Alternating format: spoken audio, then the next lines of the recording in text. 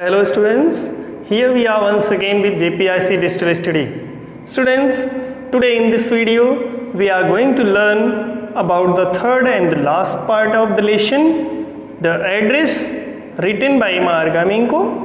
In the earlier videos we have learned to know that the writer wants to search about her mother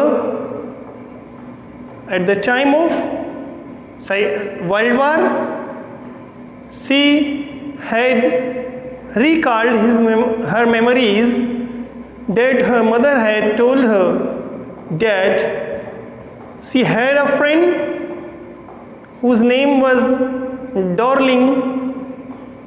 She lived in Marconi Street, the house number 46. The writer went there, but Dorling denied to recognize her. She returned but thought about Dorling and once again went to her house and met her daughter, made her sit in her room and offered for a cup of tea. The writer talked with her and came to know that Dorling was doing something. So let's read from stanza 7 and know what happened in the story at last. I looked up, the girl put cup ready on the tea table. She had a broad back just like her mother. I looked up. जब मुझे चाय offer की गई उस बच्ची की तरफ से तो मैंने ऊपर देखा, उसकी ओर देखा. The girl put cups ready on the tea table. उस बच्ची ने चाय के कप को मेज पर रख दिया था. She had a broad back. उसकी भी पीठ चौड़ी थी. Just like her mother. ठीक अपनी माँ के समान. She poured tea from a white pot. उसने एक सफ़ेद बर्तन से चाय उड़ेली थी. All it had was a gold border on the lid. और इस बर्तन पर जो कोई निशान था वह केवल यह था कि उसके लीड पर यानी इसका जो ढक्कन है उसके ढक्कन पर सुनहरे रंग की एक लाइन बनी हुई थी. I remembered. मुझे याद आ गया था. She opened a box. उसने एक बॉक्स खोला and took some spoons out. और उसमें से कुछ चम्मच बाहर निकाले. That's a nice box. I heard my own voice. That's a nice box. वह बड़े सुंदर बॉक्स हैं. I heard my own voice. मुझे ऐसा लगा कि जैसे मुझे मेरी स्वयं की आवाज़ सुनाई पड़ी हो. मुझे एहसास हुआ था कि जैसे मैंने कह दिया हो कि यह बड़ा ही सुंदर बॉक्स है. It was a strange voice. यह एक अजीब आवाज़ थी. एज दो each sound was different in this room. ठीक वैसे ही जैसे उस कमरे में मौजूद हर एक चीज़ें डिफरेंट थीं, अलग तरीके की थीं, ठीक वैसे ही मुझे वह आवाज़ भी बहुत अस्वाभाविक सी लगी. Oh you know the about them. She had turn round and brought me my T. वह पीछे मुड़ी और वह मेरी चाय लेकर आई और पूछा, यू नो अबाउट देम. क्या तुम उनके बारे में जानती हो. सी लाफ्ड. वह हंसी. My mother says it is unique. क्योंकि मेरी माँ कहती हैं ये चिरकाल की है, प्राचीन है, बहुत पुरानी. We have got lots more. और हमारे घर में इस तरह की बहुत सी चीज़ें हैं. सी pointed round the room.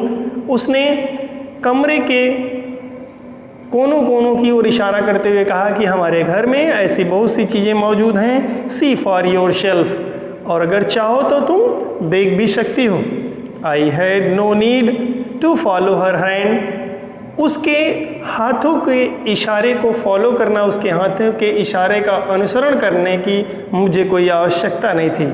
I knew which things she meant. क्योंकि मैं जानती थी. आई न्यू क्योंकि मैं जानती थी विच थिंग्स सी मींट. उसका मतलब किन चीज़ों से है. I just looked at the still life over the table. Still life means शांत जीवन, यानी जो चित्र टंगा था मैंने मेज के ऊपर टंगे हुए उस चित्र की ओर देखा था। As a child I had always fancied the apple on the pewter plate, और इस तरह की pewter प्लेट पर, इस तरह की जस्ते की प्लेट पर मैं बचपन से ही सेब खाने की शौकीन थी। We use it for everything, she said. उस बच्ची ने बताया कि हम इसका प्रयोग हर एक चीज़ के लिए करते हैं। Once we even ate off the plate hanging there on the wall. एक बार तो हमने दीवार पर टंगे हुए उस प्लेट में भोजन भी किया था। I wanted to so much, but it was not anything special. मैं भी ऐसा करना चाहती थी। I wanted to do so much. मैं भी ऐसा ही करना चाहती थी, लेकिन मुझे उसमें कुछ भी स्पेशल यानी विशेष नहीं दिखा था। I had found the burn mark on the table cloth. मैंने मेरी खोजी निगाहों से, जिस तरह मैं बार बार मेज पर रखे हुए मेज पोस्ट को खोजना चाहती थी, उसको खोजते खोजते मुझे वह मेरा परिचित बर्न मार्क यानी जो जले का निशान था उस मेज पोस्ट पर मिल गया। The girl looked questioningly at me. उस बच्ची ने प्रश्न भरी निगाहों से मेरी ओर देखा। यस आई सेड, मैंने कहा हाँ। You get so used to touching all these loving things in the house. क्या तुम इस कमरे में मौजूद हर एक चीज का स्पर्श करती रही हो? You hardly look at them any more. और बार बार स्पर्श करने के बाद भी तुम्हें बड़ी कठिनाई से ये सब चीज़ें दिखती होंगी। You only notice when something is missing, क्योंकि तुम तभी इन चीज़ों का ध्यान देती होगी जब कोई चीज़ खो जाती होगी। Because it has to be repaired और because you have lent it for example. क्योंकि because it has to be repaired, क्योंकि इसकी मरम्मत भी करनी जरूरी है। And because you have lent it for example, या कि तुमने इसको उधार में पाया है। जैसा कि कहा जाए कि तुम्हारे घर में चीज़ों की मरम्मत करनी जरूरी है, या कि यह चीज़ें तुम्हें किसी ने उधार में दे दी हैं। Again I heard the unnatural sound of my voice and I went on. एक बार फिर से मुझे मेरा ही अस्वाभाविक स्वर सुनाई पड़ा था, मेरी ही आवाज़ मेरे दोहराई गई उस कमरे से। आई वेंट ऑन, मैं कहती रही। I remember my mother once asked me. मुझे याद आया कि मेरी माँ ने मुझसे एक बार पूछा था, if I would help her polish the silver, कि क्या मैं उनकी चांदी की पॉलिश करने में मदद कर सकती हूँ। It was a very long time ago, यह बहुत समय पहले की बात है। And I was probably bored that day और perhaps I had to stay at home. और शायद उस दिन मैं किसी कारण से ऊब चुकी थी और मुझे घर पर रुकना पड़ा था। आई वॉज इल, मैं बीमार थी। As she had never asked me before, जैसा कि उन्होंने इसके पहले मुझसे कभी भी नहीं पूछा था। आई आस्क्ड हर, मैंने उनसे कहा, विच सिल्वर शी मीन्ट, कौन सी चांदी का से उनका मतलब है। एंड सी रिप्लाइड, और उसने उत्तर दिया, surprise that it was the spoons forks and knives of course. आश्चर्यचकित होकर के उन्होंने उत्तर दिया कि अवश्य ही वह कांटे, छुरी और चम्मच हैं। And that was the strange thing, और यही अजीब चीज़ थी। I did not know the cutlery we ate off every day was silver, कि मेरे लिए सबसे आश्चर्य की बात यह थी कि जिन छुरी, चम्मच और कांटों से मैं प्रतिदिन खाती थी, मेरी जानकारी में भी नहीं था कि वह चांदी के हैं। द गर्ल लाफ्ड अगेन, इस पर वह बच्ची फिर से हंस पड़ी। I bet you don't know it is either.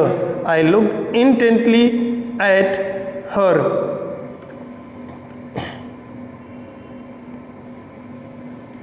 I looked intently at her. मैंने गौर से उसकी ओर देखा। I bet you don't know it is either. मैंने गौर से उसकी ओर देखते हुए कहा कि मैं शर्त लगा सकती हूँ कि तुम भी इन सब के बारे में नहीं जानती होगी। What we eat with? She asked. उसने कहा कि हम किस चीज़ से खाते हैं। Well, do you know? क्या तुम जानती हो? She hesitated. मेरे इस प्रश्न पर वह थोड़ा सा झिझकी। She walked to the sideboard and wanted to open a drawer. वह थोड़ी दूर बगल के एक साइड बोर्ड की ओर गई और उसने खींच करके उसका दराज का दरवाज़ा खोला। I look, मैं देखूंगी। इट्स इन हियर, ये यहीं पर मौजूद हैं। आई जम्प्ड अप, उसकी इस बात पर मैं उछल पड़ी। I was forgetting the time, I must catch my train, क्योंकि मैं अपना समय भूल रही थी, मुझे ट्रेन भी पकड़नी थी। She had her hand on the drawer, उस बच्ची का हाथ दराज पर मौजूद था। Don't you want to wait for my mother, और उस हाथ को उसी दराज पर रखे हुए वह कहने लगी कि क्या तुम मेरी माँ का इंतजार नहीं करोगी। No I must go, I walk to the door, मैं दरवाजे की ओर बढ़ते हुए बोली कि नहीं, मुझे जाना ही होगा। The girl pull the drawer open, उस लड़की ने दराज खींच करके खोला। I can find my own way, और कहा कि मैं अपना रास्ता स्वयं खोज लूँगी। As I walk down the passage I heard the jingling of spoon and forks, जैसे ही मैं उस गलियारे से होकर के आगे बढ़ी, मुझे चम्मचों और कांटों के खनकने की आवाज़ सुनाई पड़ी। At the corner of the road I looked up at the name plate, और बाहर निकलते हुए सड़क के कोने से मैंने उस घर की नेम प्लेट की ओर निगाह दौड़ाई। मार्कोनी स्ट्रीट इट सेड, उस पर लिखा था Marconi street. It had been at number 6, और उस पर नंबर 46 लिखा हुआ था। द एड्रेस वॉज करेक्ट, और वह पता बिल्कुल ठीक था। But now I did not want to remember it any more, लेकिन मैं अब इस पते के बारे में और अधिक नहीं याद रखना चाहती थी। I would not go back there because the objects that are linked in your memory with the familiar life of former times instantly lost their value when severed from them. You see them again in strange surroundings. I would not go back there. मैं उस पते को इसलिए याद नहीं करना चाहती थी क्योंकि मुझे वहाँ दोबारा नहीं जाना था। Because the objects that are linked in your memory, क्योंकि वह चीज़ें जो आपकी यादों में सम्मिलित हों, with the familiar life means आपके परिवार से संबंधित हों, आपसे परिचित हों, instantly loss their value when severe from them, एकाएक वह आपके लिए अनवैल्यूड हो जाती है, क्योंकि कोई कीमत नहीं रह जाती है जब आप उनसे पूरी तरह से कट गए हों, हट गए हों। यू शी, आप देखेंगे them again in strange surrounding, आप उन्हें जब फिर देखेंगे तो आपको अजीब आभास होगा।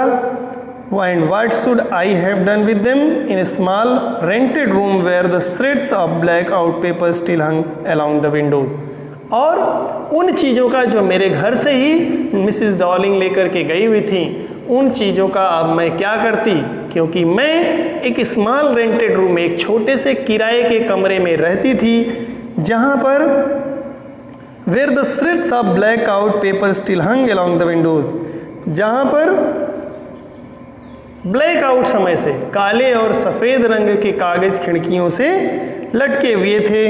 And no more than a handful of cutlery fitted in the narrow table drawer and a handful spoon and forks, एक मुट्ठी भर कांटे और छुरी fitted in the narrow table drawer, मेरी छोटी सी मेज की ड्रॉवर में अभी भी रखे हुए थे। I resolve to forget the address, मैं उस पते को भूल जाना चाहती थी, मैंने उस पते को भूल जाने का निश्चय किया। Of all the things I had to forget that would be the easiest, क्योंकि मैं उस पते को इसलिए भूल जाना चाहती थी क्योंकि मेरी उन तमाम चीज़ों में से जिन्हें मैं भूलना चाहती थी, उनमें उस पते को भूल जाना सबसे आसान था। Dear students, it's your lesson over. Read the lesson with the help of this video. We will meet with the next chapter in the next video. Till then, thanks.